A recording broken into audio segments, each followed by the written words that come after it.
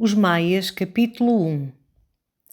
A casa que os Maias vieram habitar em Lisboa no outono de 1875 era conhecida na vizinhança da Rua de São Francisco de Paula e em todo o bairro das Janelas Verdes pela Casa do Ramalhete ou simplesmente o Ramalhete. Apesar deste fresco nome de vivenda campestre, o Ramalhete, sombrio casarão de paredes severas com um renque de estreitas varandas de ferro no primeiro andar e por cima uma tímida fila de janelinhas abrigadas à beira do telhado, tinha um aspecto tristonho de residência eclesiástica que competia a uma edificação do reinado da Senhora Dona Maria I. Com uma sineta e com uma cruz no topo, assemelhar-se-ia a um colégio de jesuítas. O nome de Ramalhete provinha de certo de um revestimento quadrado de azulejos, fazendo painel no lugar heráldico do escudo de armas, que nunca chegara a ser colocado, e representando um grande ramo de girassóis atado por uma fita, onde se distinguiam letras e números de uma data. Longos anos o Ramalhete permanecera desabitado, com teias de aranha pelas grades dos postios térreos e cobrindo-se de tons de ruína. Em 1858, Monsenhor Bucarini, núncio de Sua Santidade, visitara-o com ideia de instalar lá a nunciatura, seduzido pela gravidade clerical do edifício e pela paz dormente do bairro. E o interior do casarão agradara-lhe também, com a sua disposição apalaçada, os tetos apainelados, as paredes cobertas de frescos, onde já desmaiavam as rosas das grinaldas e as faces dos cupidinhos. Mas Monsenhor, com os seus hábitos de rico prelado romano, necessitava na sua vivenda os arvoredos e as águas de um jardim de luxo, e o Ramalhete possuía apenas, ao fundo de um terraço de tijolo, um pobre quintal inculto, abandonado às ervas, com um cipreste, um cedro, uma cascatazinha seca, um tanque entulhado e uma estátua de mármore, onde Monsenhor reconheceu logo Vênus Citreia, enegrecendo a um canto na lenta umidade das ramagens silvestres. Além disso, a renda que pediu o velho Vilaça, procurador dos Maias, pareceu tão exagerada a Monsenhor que lhe perguntou sorrindo se ainda julgava a igreja nos tempos de Leão X.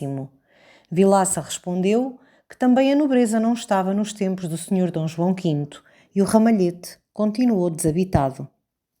Este inútil pardieiro, como lhe chamava o Vilaça Júnior, agora por morte de seu pai, administrador dos Maias, só veio a servir nos fins de 1870 para lá se arrecadarem as mobílias e as louças provenientes do palacete de família em Benfica, morada quase histórica, que depois de andar anos em praça fora então comprada por um comendador brasileiro.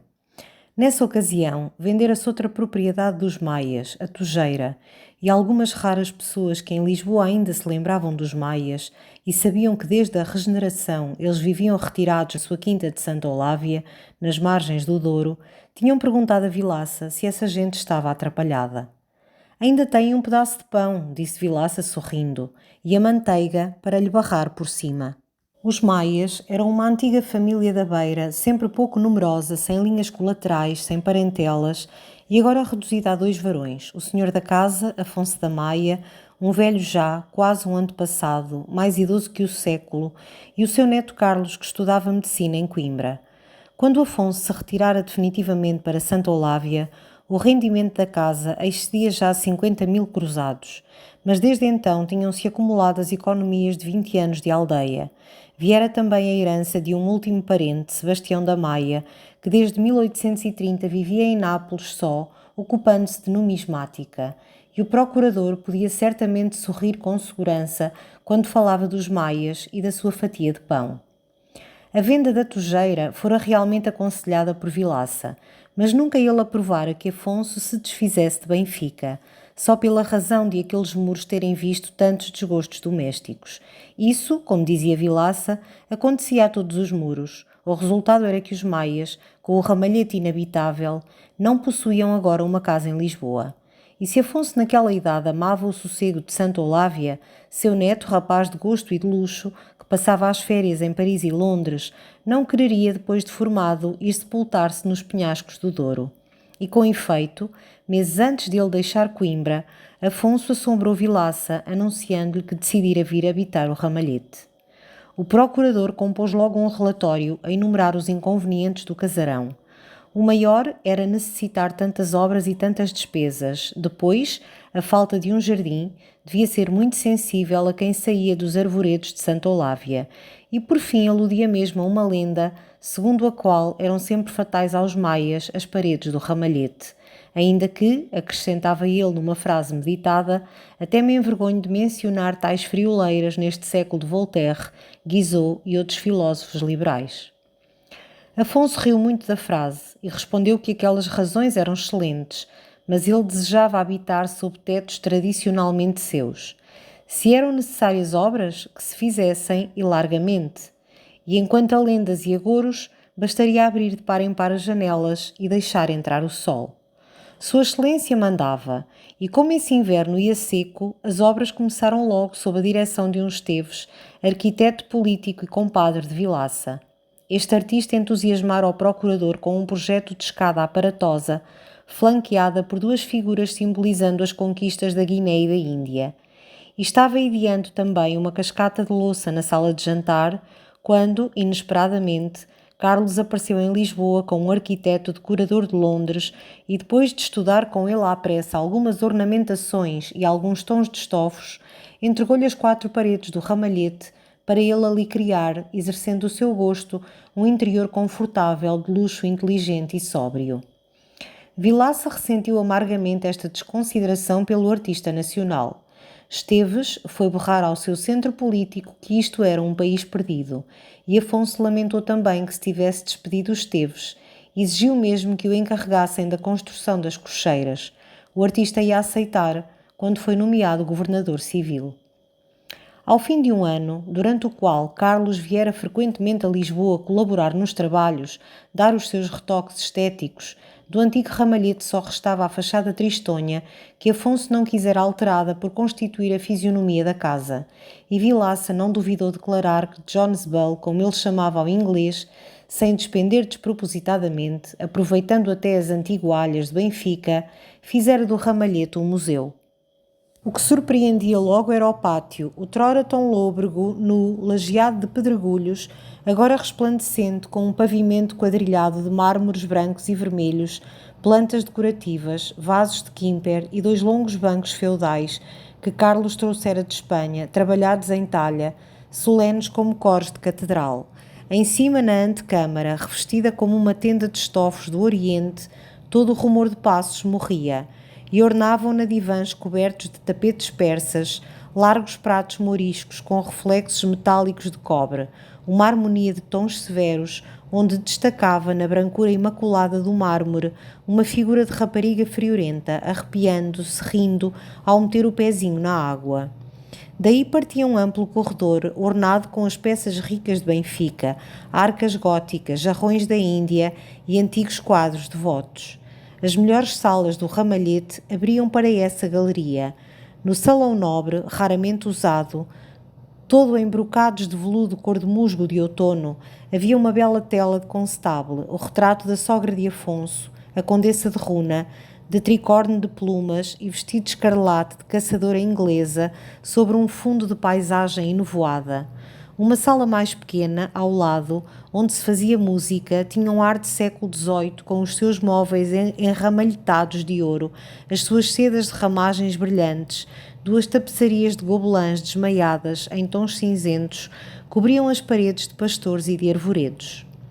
De fronte era o bilhar, forrado de um couro moderno trazido por John's Bull, onde, por entre a desordem de ramagens verde-garrafa, esvoaçavam cegonhas prateadas, e ao lado achava-se o fumoir, a sala mais cômoda do ramalhete. As otomanas tinham a fofa vastidão de leitos, e o conchego quente e um pouco sombrio dos estofos escarlates e pretos era alegrado pelas cores cantantes de velhas faianças holandesas. Ao fundo do corredor ficava o escritório de Afonso, revestido de damascos vermelhos como uma velha câmara de perlado. A maciça mesa de pau preto, as estantes baixas de carvalho lavrado, o solene luxo das encadernações, tudo tinha ali uma feição austera de paz estudiosa, realçada ainda por um quadro atribuído a Ruben, antiga relíquia da casa, um Cristo na cruz, destacando a sua nudez de atleta sobre um céu de poente revolto e rubro.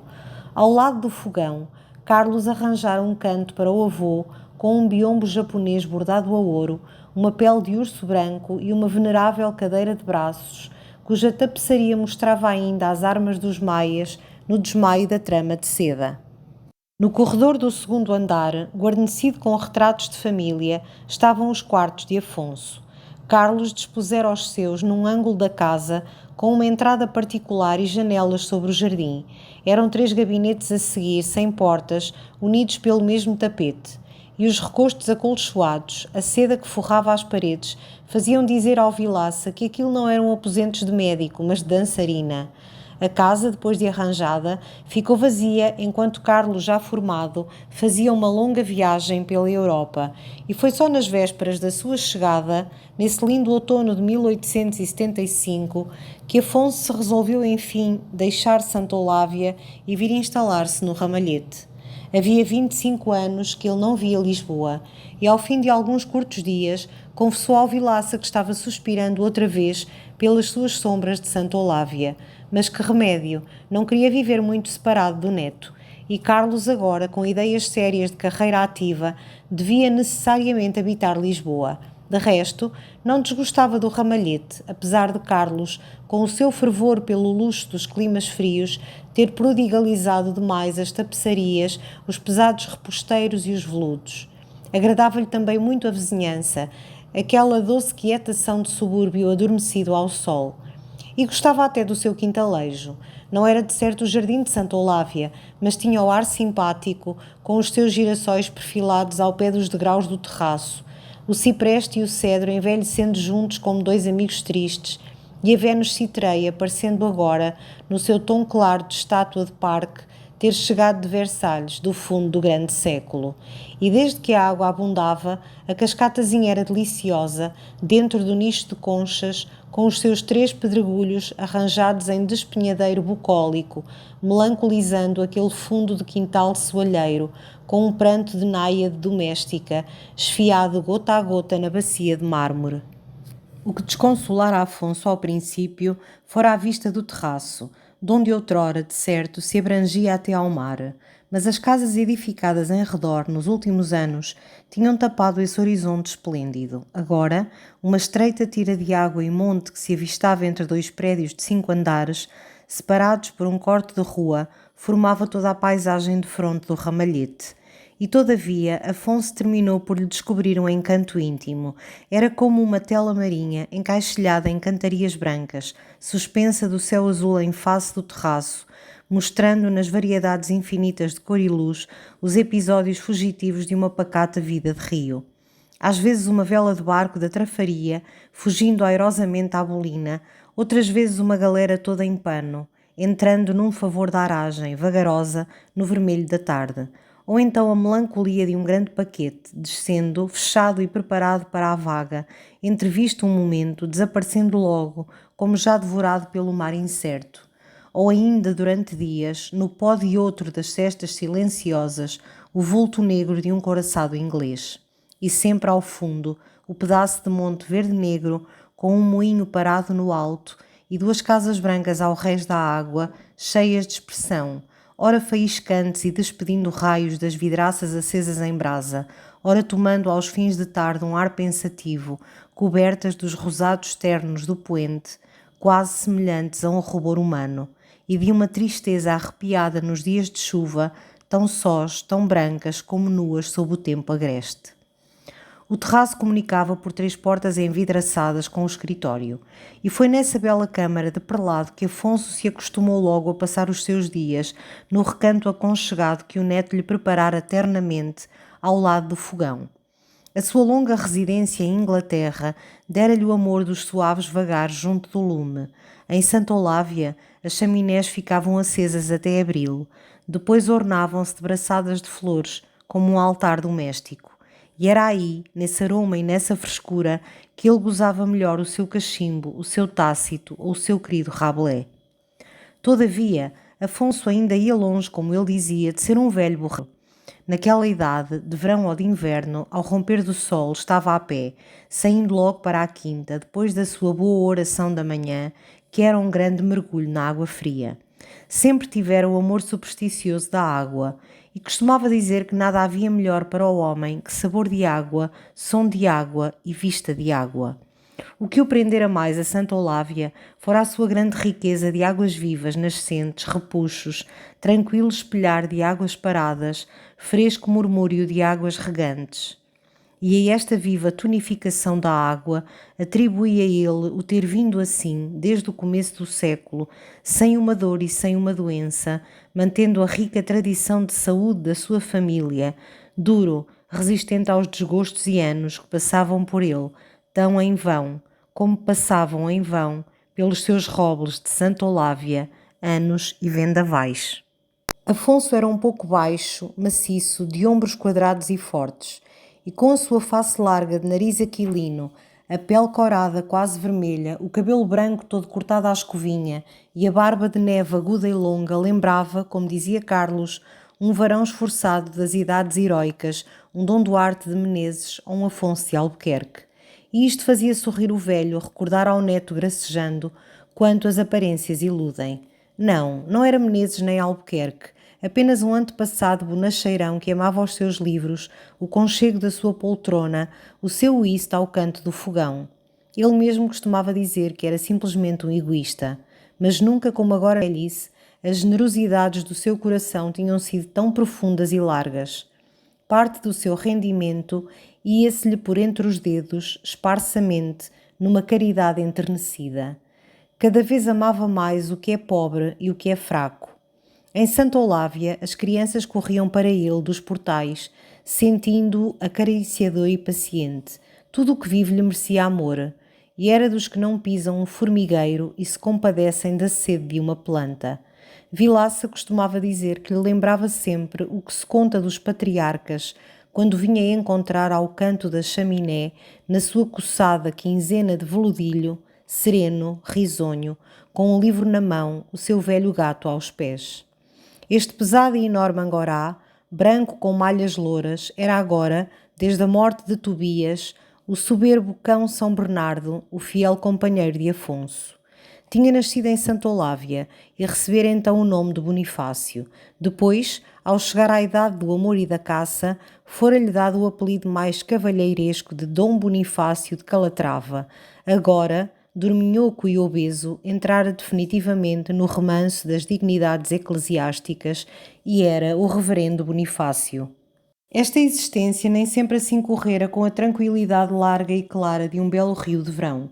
O antepassado, cujos olhos se enchiam agora de uma luz de ternura diante das suas rosas e que ao canto do lume relia com gosto o seu guizot, fora, na opinião de seu pai, algum tempo, o mais feroz jacobino de Portugal. E, todavia, o furor revolucionário do pobre moço consistia em ler Rousseau, Volney, Helvécio e a Enciclopédia, em atirar foguetes de lágrimas à Constituição e ir de chapéu à liberal e alta gravata azul, recitando pelas lojas maçónicas odes abomináveis ao supremo arquiteto do universo. Isto, porém, bastara para indignar o pai. Caetano da Maia era um português antigo e fiel, que se benzia ao nome de Robespierre e que na sua apatia de fidalgo beato e doente tinha só um sentimento vivo, o horror, o ódio ao jacobino, a quem atribuía todos os males, os da pátria e os seus, desde a perda das colónias até às crises da sua gota. Para extirpar da nação jacobino, dera ele o seu amor ao senhor infante Dom Miguel, Messias forte e restaurador providencial. E ter justamente por filho um jacobino, parecia-lhe uma provação comparável só às de Job. Ao princípio, na esperança que o menino se emendasse, contentou-se em lhe mostrar um carão severo e chamar-lhe com sarcasmo cidadão. Mas quando soube que seu filho, seu herdeiro, se misturara à turba que numa noite de festa cívica e de luminárias tinha apedrejado as vidraças apagadas do senhor legado de Áustria, enviado da Santa Aliança, considerou o rapaz um mará e toda a sua cólera rompeu. A gota cruel, cravando-o na poltrona, não lhe deixou espancar uma ação com a sua bengala da Índia, à lei de bom pai português, mas decidiu expulsá-lo de sua casa, sem mesada e sem bênção, renegado como um bastardo, que aquele pedreiro livre não podia ser do seu sangue. As lágrimas da mamã amoleceram-no, sobretudo as razões de uma cunhada de sua mulher que vivia com eles em Benfica, senhora irlandesa de alta instrução, Minerva respeitada e tutelar, que ensinara inglês ao menino e o adorava como um bebé. Caetano da Maia limitou-se a desterrar o filho para a quinta de Santa Olávia, mas não cessou de chorar no seio dos padres que vinham a Benfica a desgraça da sua casa. E esses santos lá o consolavam, afirmando-lhe que Deus, o velho Deus de Eurique, não permitiria jamais que um Maia pactuasse com Belzebu e com a Revolução. E à falta de Deus Padre, lá estava Nossa Senhora del Soldado, padroeira da casa e madrinha do menino, para fazer o bom milagre. E o milagre fez-se. Meses depois, o jacobino, o Mará, voltava de Santa Olávia um pouco contrito, enfastiado sobretudo daquela solidão, onde os chás do Brigadeiro Sena eram ainda mais tristes que o terço das primas cunhas. Vinha pedir ao pai a bênção e alguns 1000 cruzados para ir à Inglaterra, esse país de vivos prados e de cabelos de ouro de que lhe falara tanto a tia Fanny. O pai beijou-o, todo em lágrimas, acedeu a tudo fervorosamente, vendo ali a evidente, a gloriosa intercessão de Nossa Senhora da Soldade. E o mesmo Frei Jerónimo da Conceição, seu confessor, declarou este milagre não inferior ao de Carnaxide. Afonso partiu. Era na primavera e a Inglaterra toda verde, os seus parques de luxo, os copiosos confortos, a harmonia penetrante dos seus nobres costumes, aquela raça tão séria e tão forte encantaram-no. Bem depressa esqueceu o seu ódio aos sorumbáticos padres da congregação. As horas ardentes passadas no Café dos Remolares a recitar Mirabeau e a República que quisera fundar, clássica e voltairiana, como um triunvirato de cipiães e festas ao ente supremo. Durante os dias da abrilada, estava ele nas corridas de Epsom, no alto de uma sege de posta, com um grande nariz postiço, dando urras medonhos, bem indiferente aos seus irmãos de maçonaria, que a essas o senhor Infante espicaçava a chuço pelas vielas do bairro Alto, no seu rijo cavalo de Alter. Seu pai morreu de súbito, ele teve de regressar a Lisboa. Foi então que conheceu Dona Maria Eduarda Runa, filha do conde de Runa, uma linda morena, mimosa e um pouco adoentada. Ao fim do luto casou com ela. Teve um filho, desejou outros, e começou logo, com belas ideias de patriarca moço, a fazer obras no palacete de Benfica, a plantar em redor arvoredos, preparando tetos e sombras à descendência amada que lhe encantaria a velhice. Mas não esquecia a Inglaterra e tornava-lhe mais apetecida essa Lisboa miguelista que ele via, desordenada como uma Tunes barbaresca. Essa rude conjuração apostólica de frades e boleeiros, atroando tabernas e capelas, essa plebe beata, suja e feroz, rolando do laus perene para o curro e ansiando tumultuosamente pelo príncipe que lhe encarnava tão bem os vícios e as paixões. Este espetáculo indignava Afonso da Maia, e muitas vezes, na paz do serão entre amigos, com o pequeno nos joelhos, exprimiu a indignação da sua alma honesta. Já não exigia de certo, como em rapaz, uma Lisboa de catões e de múcios cévulas, já admitia mesmo o esforço de uma nobreza para manter o seu privilégio histórico. Mas então criou uma nobreza inteligente e digna, como a aristocracia Tory que o seu humor pela Inglaterra lhe fazia idealizar, dando em tudo a direção moral, formando os costumes e inspirando a literatura, vivendo com Fausto e falando com gosto, exemplo de ideias altas e espelho de maneiras patrícias. O que não tolerava era o mundo de Queluz, bestial e sórdido.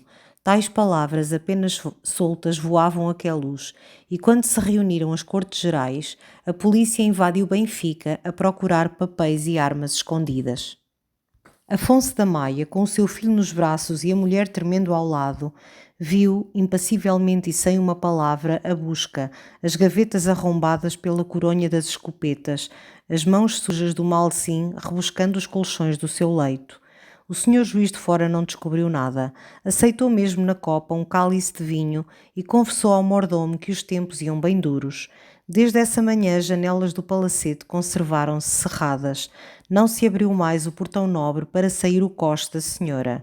E daí a semanas, com a mulher e com o filho, Afonso da Maia partia para a Inglaterra e para o exílio. Aí instalou-se com luxo, para uma longa demora nos arredores de Londres, junto a Richmond, ao fundo de um parque entre as suaves e calmas paisagens de Surrey. Os seus bens, graças ao crédito do conde de Runa, antigo mimoso de Dona Carlota Joaquina, hoje conselheiro ríspido do Sr. Dom Miguel, não tinham sido confiscados e Afonso da Maia podia viver largamente.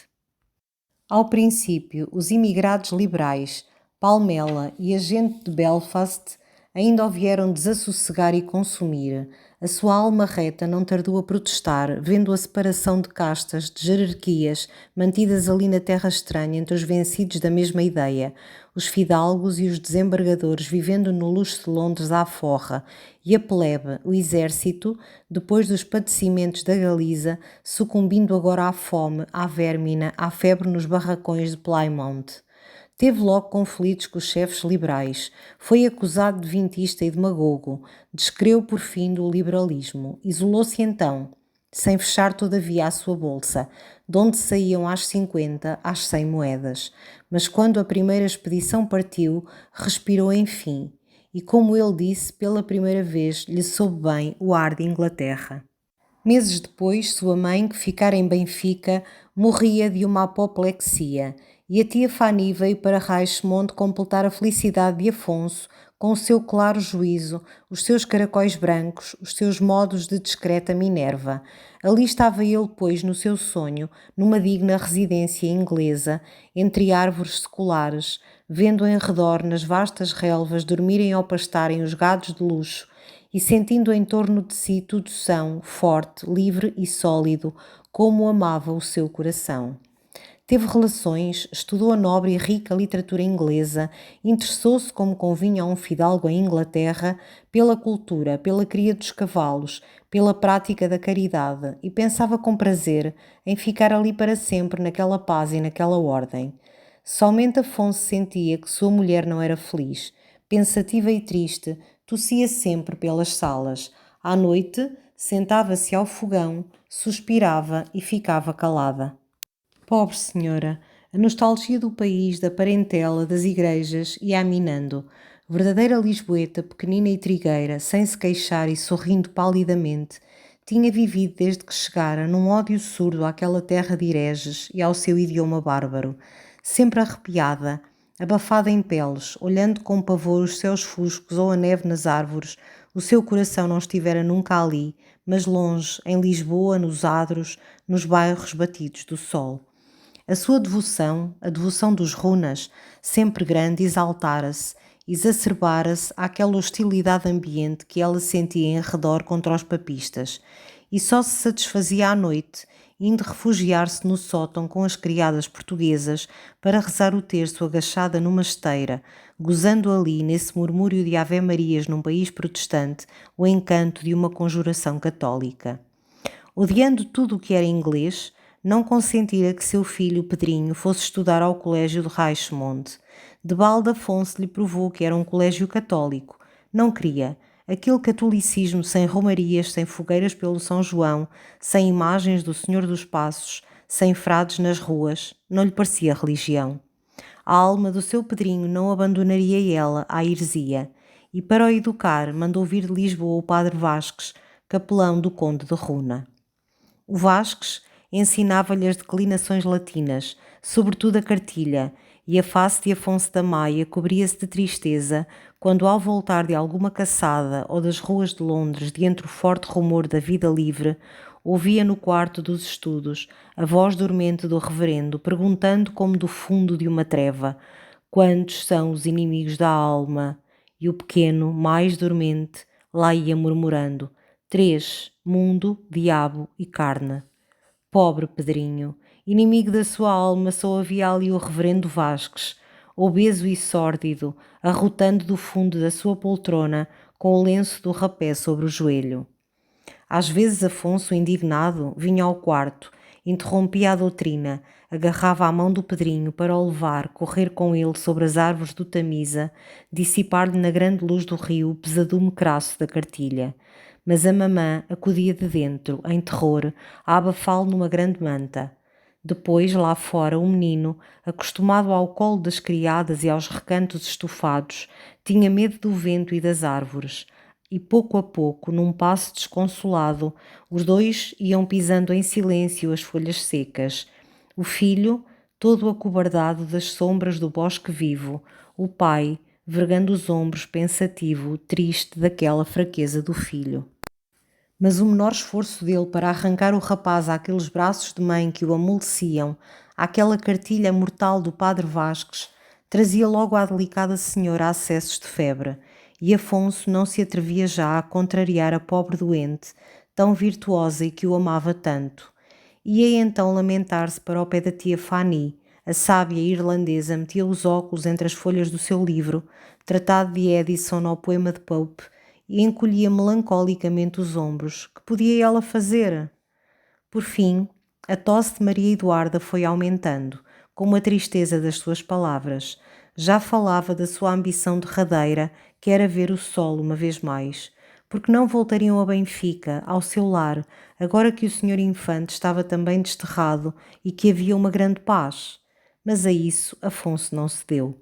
Não queria ver outra vez as suas gavetas arrombadas acorunhadas, e os soldados do senhor Dom Pedro não lhe davam mais garantias que os malsins do senhor Dom Miguel.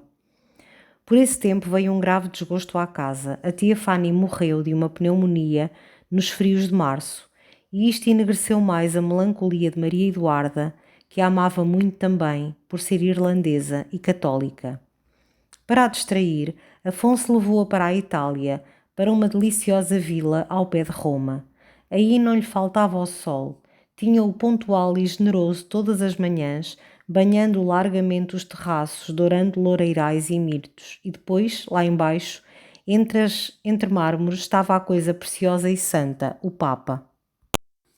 Mas a triste senhora continuava a choramingar. O que realmente apetecia era Lisboa, as suas novenas, os santos devotos do seu bairro, as procissões passando num rumor de pachorrenta penitência por tardes de sol e de poeira. Foi necessário calmá-la, voltar a Benfica.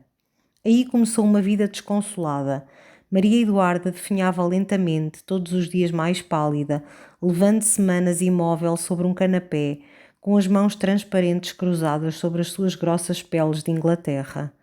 O padre Vasques, apoderando-se daquela alma aterrada para quem Deus era um amo feroz, tornara-se o grande homem da casa. De resto, Afonso encontrava a cada momento pelos corredores outras figuras canónicas de capote e solidéu em que reconhecia antigos franciscanos ou algum magro capuchinho parasitando no bairro.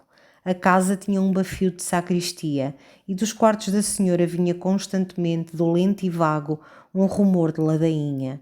Todos aqueles santos varões comiam, bebiam o seu vinho do Porto na copa. As contas do administrador apareciam sobrecarregadas com as mesadas piedosas que dava à senhora. Um frei patrício sorripiara-lhe 200 missas de cruzado por alma do senhor Dom José I. Esta carolice que o cercava ia lançando Afonso num ateísmo rancoroso. Quereria as igrejas fechadas como os mosteiros, as imagens escavacadas a machado, uma matança de reverendos. Quando sentia na casa a voz das rezas, fugia, ia para o fundo da quinta, sob as trepadeiras do mirante, ler o seu Voltaire. Ou então partia a desabafar com o seu velho amigo, o coronel Sequeira, que vivia numa quinta a que é luz. O Pedrinho, no entanto, estava quase um homem. Ficara pequenino e nervoso como Maria Eduarda, tendo pouco da raça, da força dos maias. A sua linda face oval de um trigueiro cálido, dois olhos maravilhosos e irresistíveis, prontos sempre a umedecer-se, faziam-no assemelhar a um belo árabe. Desenvolvera-se lentamente, sem curiosidades, indiferente a brinquedos, a animais, a flores, a livros. Nenhum desejo forte parecera jamais vibrar naquela alma meio adormecida e passiva. Só às vezes dizia que gostaria muito de voltar para a Itália. Tomara birra ao padre Vasques, mas não ousava desobedecer-lhe. Era em tudo um fraco. E esse abatimento contínuo de todo o seu ser resolvia-se a espaços em crises de melancolia negra que o traziam dias e dias mudo, murcho, amarelo, com as olheiras fundas e já velho. O seu único sentimento vivo, intenso até aí, fora a paixão pela mãe. Afonso quisera o mandar para Coimbra, mas à ideia de se separar do seu Pedro, a pobre senhora caíra de joelhos diante de Afonso, balbuciando e tremendo, e ele, naturalmente, lá cedeu perante essas mãos suplicantes, essas lágrimas que caíam 4 a 4 pela pobre face de cera. O menino continuou em Benfica, dando os seus lentos passeios a cavalo, de criado de farda atrás, começando já a ir beber a sua genebra aos botequins de Lisboa. Depois foi despontando naquela organização uma grande tendência amorosa. Aos 19 anos, teve o seu bastardozinho. Afonso da Maia consolava-se pensando que, apesar de tão desgraçados mimos, não faltavam ao rapaz qualidades. Era muito esperto, são e, como todos os maias, valente. Não havia muito que ele só, com um chicote, dispersara na estrada 3 salões de varapau que lhe tinham chamado Palmito. Quando a mãe morreu, numa agonia terrível de devota, debatendo-se dias nos pavores do inferno, Pedro teve na sua dor os arrebatamentos de uma loucura. Fizera a promessa histérica, se ela escapasse, de dormir durante 1 ano sobre as lajes do pátio. E levado o caixão, saídos os padres, caiu numa angústia soturna, obtusa, sem lágrimas, de que não queria emergir, estirado de bruços sobre a cama, numa obstinação de penitente. Muitos meses ainda não o deixou uma tristeza vaga, e Afonso da Maia já se desesperava de ver aquele rapaz, seu filho e herdeiro, sair todos os dias a passos de monge, lúgubre no seu luto pesado, para ir visitar a sepultura da mamã. Esta dor exagerada e mórbida cessou por fim, e sucedeu-lhe quase sem transição um período de vida dissipada e turbulenta, estroinice banal, em que Pedro, levado por um romantismo torpe, procurava afogar em lupanares e botequins as saudades da mamã. Mas essa exuberância ansiosa que se desencadeara tão subitamente, tão tumultuosamente, na sua natureza desequilibrada, gastou-se depressa também. Ao fim de 1 ano de distúrbios no Marrar, de façanhas nas esperas de toiros, de cavalos esfalfados, de pateadas em São Carlos, começaram a reaparecer as antigas crises de melancolia nervosa. Voltavam esses dias taciturnos, longos como desertos, passados em casa a bocejar pelas salas ou sob alguma árvore da quinta, todo estirado de bruços, como despenhado num fundo de amargura. Nesses períodos, tornava-se também devoto, lia Vida de Santos, visitava o Laus Perene. Eram desses bruscos abatimentos de alma que outrora levavam os fracos aos mosteiros. Isto penalizava Afonso da Maia. Preferia saber que ele recolhera de Lisboa de madrugada exausto e bêbado, do que vê-lo de ripanço debaixo do braço com um ar velho, marchando para a igreja de Benfica. E havia agora uma ideia que a seu pesar às vezes o torturava, descobrir a grande parecença de Pedro com o avô de sua mulher, um runa, de quem existia um retrato em Benfica, este homem extraordinário com que na casa se metia medo às crianças, enlouquecera e, julgando-se Judas, enforcara-se numa figueira. Mas um dia, excessos e crises findaram. Pedro da Maia amava, era um amor a Romeu, vindo de repente numa troca de olhares fatal e deslumbradora, uma dessas paixões que assaltam uma existência, a assolam como um furacão, arrancando a vontade, a razão, os respeitos humanos e empurrando-os de roldão aos abismos. Numa tarde, estando no Marrar, vira parar de fronte à porta de Madame Levaillant uma caleche azul onde vinha um velho de chapéu branco e uma senhora loura embrulhada num chal de caxemira. O velhote, baixote e reforçado, de barba muito grisalha talhada por baixo do queixo, uma face tisnada de antigo embarcadiço e o argoche, desceu todo encostado ao trintanário como se um reumatismo o tolhesse. Entrou arrastando a perna o portal da modista e ela, voltando devagar a cabeça, olhou um momento o Marrar. Sob as rosinhas que ornavam o seu chapéu preto, os cabelos loiros de um oiro fulvo ondeavam de leve sobre a testa curta e clássica.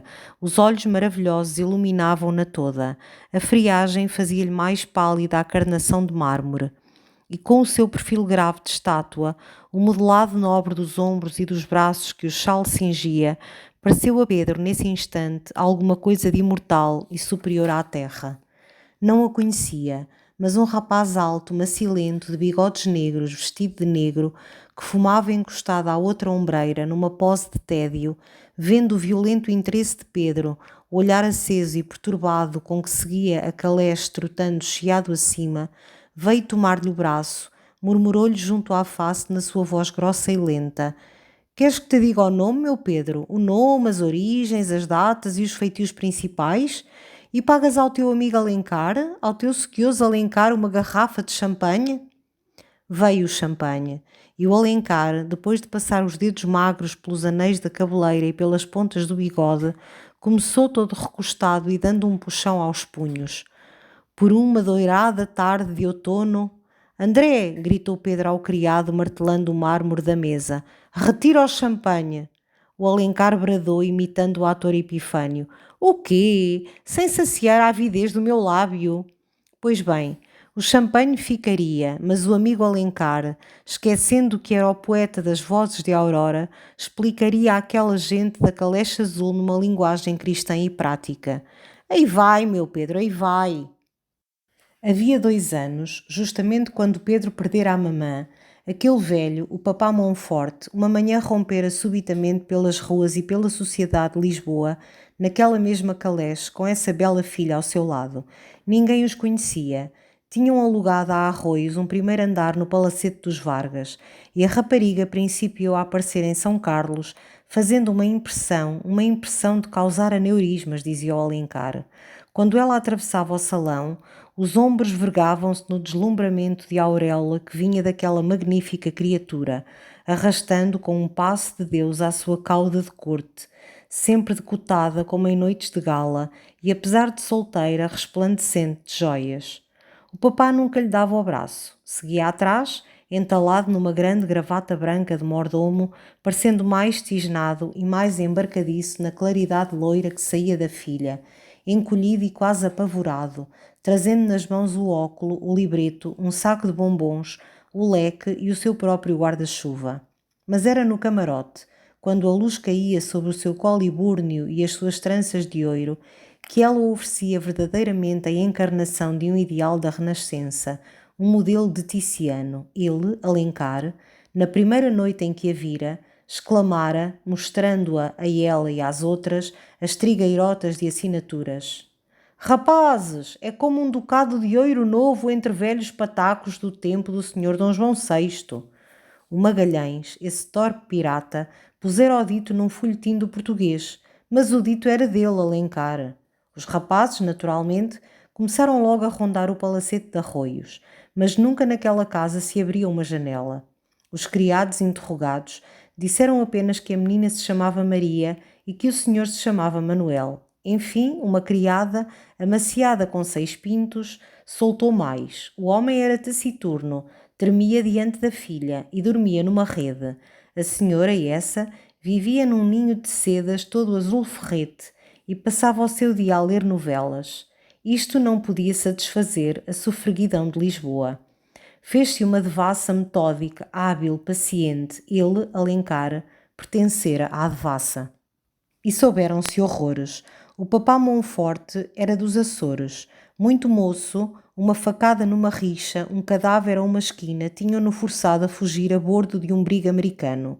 Tempos depois, um certo Silva, procurador da casa de Taveira, que o conhecera nos Açores, estando na Havana a estudar a cultura do tabaco, que os Taveiras queriam implantar nas ilhas, encontrara lá o Monforte, que verdadeiramente se chamava Forte, rondando pelo cais, de chinelas de esparto, à procura de embarque para Nova Orleans.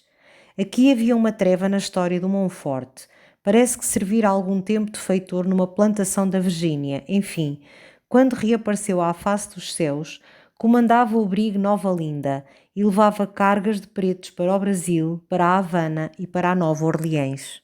Escapara aos cruzeiros ingleses, arrancara uma fortuna da pele do africano e agora rico, homem de bem, proprietário, e a ouvir a Corélia São Carlos.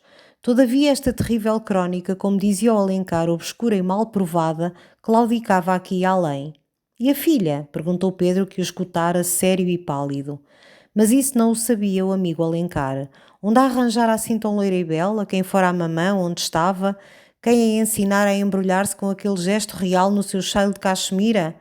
Isso, meu Pedro, são mistérios que jamais pôde Lisboa, astuta, devassar e só Deus sabe.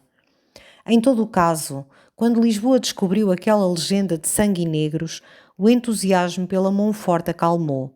Que diabo! Juno tinha sangue assassino, a Beltade do Ticiano era filha de negreiro. As senhoras, deliciando-se em vilipendiar uma mulher tão loira, tão linda e com tantas joias, chamaram-lhe logo a negreira. Quando ela aparecia agora no teatro, Dona Maria da Gama afetava esconder a face detrás do leque, porque lhe parecia ver na rapariga, sobretudo quando ela usava os seus belos rubis, o sangue das facadas que dera o papazinho.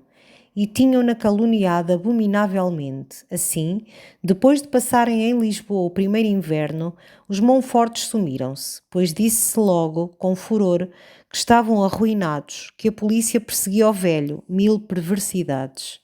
O excelente Monforte, que sofria de reumatismos articulares, achava-se tranquilamente, ricamente, tomando as águas dos Pirineus. Fora lá que o Melo os conhecera. Ah, o Melo conhece-os? Exclamou Pedro. Sim, meu Pedro, o Melo os conhece. Pedro daí a um momento deixou-o marrar. E nessa noite, antes de recolher, apesar da chuva fria e miúda, andou rondando 1 hora, com a imaginação toda acesa, o palacete dos Vargas apagado e mudo. Depois, daí a 2 semanas, o Alencar, entrando em São Carlos ao fim do primeiro ato do Barbeiro, ficou assombrado ao ver Pedro da Maia instalado na frisa do Monforte, à frente, ao lado de Maria, com uma camélia escarlate na casaca, igual às de um ramo pousado num rebordo de veludo. Nunca Maria Monforte aparecera mais bela. Tinha uma dessas toaletes excessivas e teatrais que ofendiam Lisboa e faziam dizer às senhoras que ela se vestia como uma cômica. Estava de seda cor de trigo, com 2 rosas amarelas e uma espiga nas tranças, opalas sobre o colo e nos braços, e estes tons de seara madura batida do sol, fundindo-se com o ouro dos cabelos, iluminando-lhe a carnação ibúrnea, banhando as suas formas de estátua, davam-lhe o esplendor de uma ceres. Ao fundo entreviam-se os grandes bigodes loiros do Melo, que conversava de pé com o papá Monforte, escondido como sempre no canto negro da frisa. O Alencar foi observar o caso do camarote dos Gamas. Pedro voltara à sua cadeira e, de braços cruzados, contemplava Maria. Ela conservou algum tempo a sua atitude de deusa insensível, mas depois, no dueto de Rosina e Lindor, 2 vezes os seus olhos azuis e profundos se fixaram nele, gravemente e muito tempo. O Alencar correu ao marrar, de braços ao ar, a berrar a novidade. Não tardou de resto a falar-se em toda a Lisboa da paixão de Pedro da Maia pela negreira. Ele também namorou-a publicamente à antiga, plantada a uma esquina, defronte do palacete dos Vargas, com os olhos cravados na janela dela, imóvel e pálido de êxtase. Escrevia-lhe todos os dias 2 cartas em 6 folhas de papel, poemas desordenados que ia compor para o marrar, e ninguém lá ignorava o destino daquelas páginas de linhas encruzadas que se acumulavam diante dele sobre o tabuleiro da Genebra. Se algum amigo vinha à porta do café perguntar por Pedro da Maia, os criados já respondiam muito naturalmente: "O senhor Dom Pedro está a escrever à menina?" E ele mesmo, se o amigo se acercava, estendia-lhe a mão, exclamava radiante, com o seu belo e franco sorriso: "Espera aí um bocado, rapaz, estou a escrever à Maria." Os velhos amigos de Afonso da Maia, que vinham fazer o seu whist a Benfica, sobretudo o Vilaça, o administrador dos Maias, muito zeloso da dignidade da casa, não tardaram em lhe trazer a nova daqueles amores do Pedrinho. Afonso já os suspeitava. Via todos os dias um criado da quinta partir com um grande ramo das melhores camélias do jardim. Todas as manhãs cedo encontrava no corredor o escudeiro, dirigindo-se ao quarto do menino, a cheirar regaladamente o perfume de um envelope com sinete de lacre dourado. E não lhe desagradava que um sentimento qualquer, humano e forte, lhe fosse arrancando o filho à estroinice bolhenta, ao jogo, às melancolias sem razão, em que reaparecia o negro ripanço. Mas ignorava o nome, a existência sequer dos Monfortes, e as particularidades que os amigos lhe revelaram, aquela facada nos Açores, o chicote de feitor na Virgínia, o brigue Nova Linda, toda a sinistra legenda do velho, contrariou muito Afonso da Maia. Uma noite que o coronel Sequeira, à mesa do uísque, contava que vira Maria Monforte e Pedro passeando a cavalo, ambos muito bem e muito distingués, Afonso, depois de um silêncio, disse com um ar enfastiado: Enfim, todos os rapazes têm as suas amantes. Os costumes são assim, a vida é assim, e seria absurdo querer reprimir tais coisas. Mas essa mulher, com um pai desses, mesmo para a amante, acho má. O Vilaça suspendeu o baralhar das cartas e, ajeitando os óculos de ouro, exclamou com espanto: Amante? Mas a rapariga é solteira, meu senhor, é uma menina honesta. Afonso da Maia enchia o seu cachimbo, as mãos começaram a tremer-lhe e, voltando-se para o administrador, numa voz que tremia um pouco também: O Vilaça, de certo, não supõe que meu filho queira casar com essa criatura. O outro emudeceu e foi o Sequeira que murmurou: Isso não, está claro que não. E o jogo continuou algum tempo em silêncio, mas Afonso da Maia principiou a andar descontente. Passavam-se semanas que Pedro não jantava em Benfica. De manhã se o via, era um momento quando ele descia ao almoço, já com uma luva calçada, apressado e radiante, gritando para dentro se estava selado o cavalo. Depois, mesmo de pé, bebia um gole de chá. Perguntava a correr se o papá queria alguma coisa, dava um jeito ao bigode diante do grande espelho de Veneza sobre o fogão e lá partia, enlevado. Outras vezes todo o dia não saía do quarto. À tarde descia, acendiam-se as luzes, até que o pai, inquieto, subia. Ia encontrá-lo estirado sobre o leito com a cabeça enterrada nos braços. Que tens tu? Perguntava-lhe. Enxaqueca, respondia num tom surdo e rouco. E Afonso descia indignado, vendo em toda aquela angústia cobarde alguma carta que não viera ou talvez uma rosa oferecida que não fora posta nos cabelos. Depois, por vezes, entre dois roubers ou conversando em volta da bandeja do chá, os seus amigos tinham observações que o inquietavam, partindo daqueles homens que habitavam Lisboa, lhe conheciam os rumores, enquanto ele passava ali inverno e verão entre os seus livros e as suas rosas. Era o excelente Sequeira que perguntava por que não faria Pedro uma viagem longa para se instruir à Alemanha ou ao Oriente. Ou o velho Luís Runa, primo de Afonso, que a propósito de coisas indiferentes, rompia lamentando os tempos em que o intendente da polícia podia livremente expulsar de Lisboa as pessoas importunas. Evidentemente aludiam à Monforte, evidentemente julgavam-na perigosa. No verão, Pedro partiu para Sintra. Afonso soube que os Monfortes tinham lá alugado uma casa. Dias depois o Vilaça apareceu em Benfica muito preocupado. Na véspera, Pedro visitara-o no cartório, pedira-lhe informações sobre as suas propriedades, sobre o meio de levantar dinheiro. Ele lá lhe dissera que em setembro, chegando à sua maioridade, tinha a legítima da mamã. Mas não gostei disto, meu senhor, não gostei disto. E porquê, Vilaça? O rapaz quererá dar presentes à criatura. O amor é um luxo caro, Vilaça. Deus queira que seja isso, meu senhor, Deus o ouça. E aquela confiança tão nobre de Afonso da Maia, no orgulho patrício, nos brios da raça de seu filho, chegava a tranquilizar Vilaça. Daí a dias, Afonso da Maia viu enfim Maria Monforte. Tinha jantado na quinta do Sequeira, ao pé de Queluz, e tomavam ambos o seu café no Mirante, quando entrou pelo caminho estreito que seguia o muro a caleche azul com os cavalos cobertos de redes. Maria, abrigada sob uma sombrinha escarlate, trazia um vestido cor-de-rosa cuja roda, toda em folhos, quase cobria os joelhos de Pedro, sentado ao seu lado. As fitas do seu chapéu, apertadas num grande laço que lhe enchia o peito, eram também cor-de-rosa, e a sua face, grave e pura como um mármore grego, aparecia realmente adorável, iluminada pelos olhos de um azul sombrio entre aqueles tons rosados.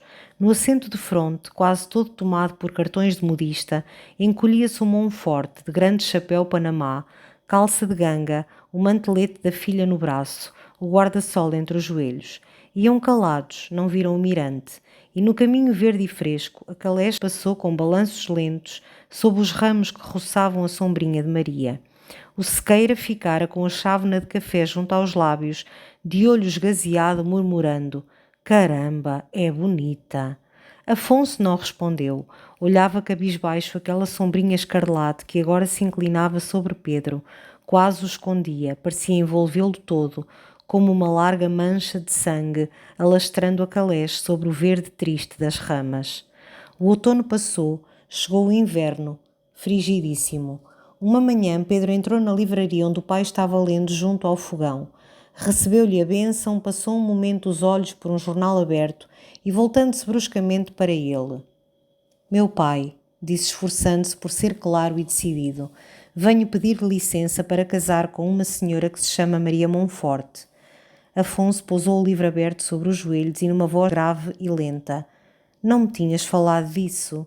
Creio que é filha de um assassino, de um negreiro, a quem chamam também a negreira. Meu pai! Afonso ergueu-se diante dele, rígido e inexorável, como a encarnação mesma da honra doméstica. Que tens a dizer-me mais? Fazes-me corar de vergonha. Pedro, mais branco que o lenço que tinha na mão, exclamou todo a tremer quase em soluços. Pois pode estar certo, meu pai, que hei de casar. Saiu, atirando furiosamente com a porta. No corredor gritou pelo escudeiro, muito alto, para que o pai ouvisse, e deu-lhe ordem para levar as suas malas ao Hotel Europa. 2 dias depois, Vilaça entrou em Benfica, com as lágrimas nos olhos, constando que o menino casara nessa madrugada, e segundo lhe dissera ao Sérgio, procurador do Monforte, ia partir com a noiva para a Itália. Afonso da Maia sentara-se nesse instante à mesa do almoço, posta ao pé do fogão, ao centro um ramo esfolhava-se num vaso do Japão, à chama forte da lenha, e junto ao talher de Pedro estava o número da Grinalda, jornal de versos que ele costumava receber. Afonso ouviu o procurador, grave e mudo, continuando a desdobrar lentamente o seu guardanapo. Já almoçou, Vilaça? O procurador, assombrado daquela serenidade, balbuciou. Já almocei, meu senhor.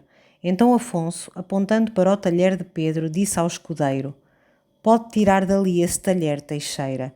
Daqui por diante há só um talher à mesa. Sente-se, Vilaça, sente-se. O Teixeira, ainda novo na casa, levantou com indiferença o talher do menino. Vilaça sentara-se.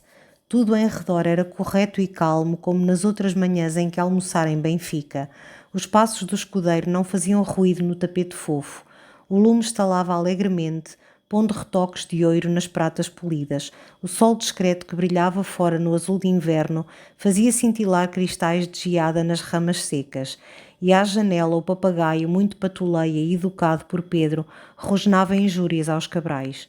Por fim Afonso ergueu-se, esteve olhando abstraidamente a quinta, os pavões no terraço.